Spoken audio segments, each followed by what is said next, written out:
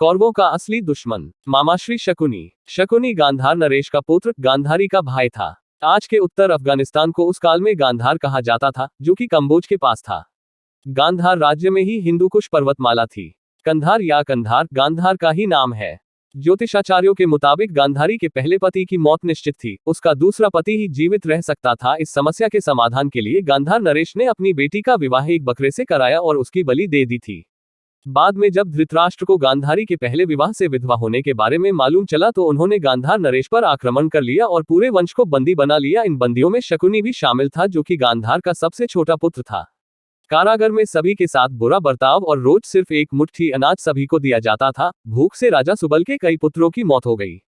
राजा सुबल ने कुरु वंश से बदला लेने के लिए अपने पुत्रों में से बुद्धिमान और चतुर शकुनी को बचाने का फैसला किया और उसको प्रतिशोध के लिए तैयार किया।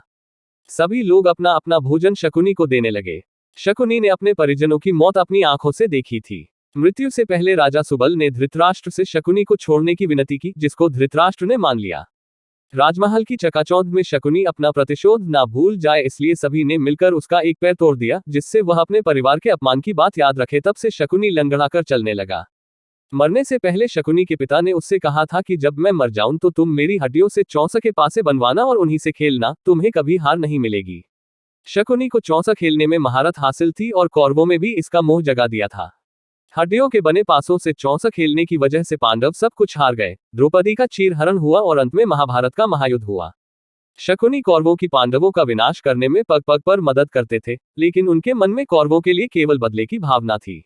शकुनी ने न केवल दुर्योधन को युधिष्ठिर के खिलाफ भड़काया, बल्कि महाभारत के युद्ध की नींव भी रखी। महाभारत युद्ध में सहदेव ने शकुनी का उसके पुत्र सहित वध कर दिया था। तब तक सुनते रहिए।